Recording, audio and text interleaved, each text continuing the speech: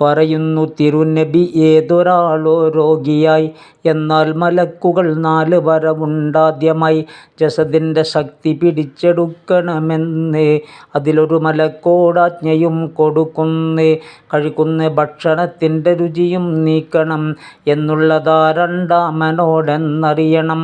മുഖത്തുള്ള കോമളവർണ്ണവും നീക്കെന്ന് മൂന്നാമനോടവനാജ്ഞയും കൊടുക്കുന്നേ.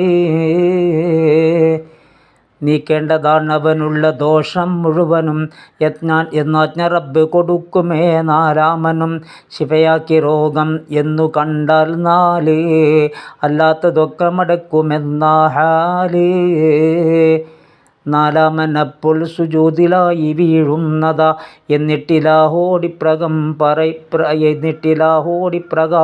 പറയുമേ, മടക്കിക്കൊടുക്കാൻ ആജ്ഞ അവരോടാക്കി, നീ എന്തിനതിൽ നിന്നെന്നെ ഇന്നൊഴിവാക്കി. രോഗത്തിലാണ്ടവൻ എത്ര കഷ്ടത തിന്നതാ, ക്ഷമ കൊണ്ട് അവനതിനൊക്കെ സ്വാഗതം ചെയ്തതാ. അതുകൊണ്ട് ദോഷം അവനിലേക്ക് മടക്കല് എനിക്കിഷ്ടമല്ലെന്നാ ഇലാഹ് പറഞ്ഞത്.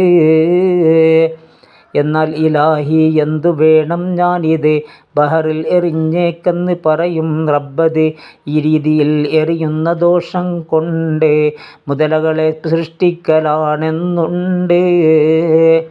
മവാഇദുൽ സുഫൂരിയായിൽ ഉണ്ടിത് 16 സുഹൃത്തുക്കളെ പറയുന്നത്.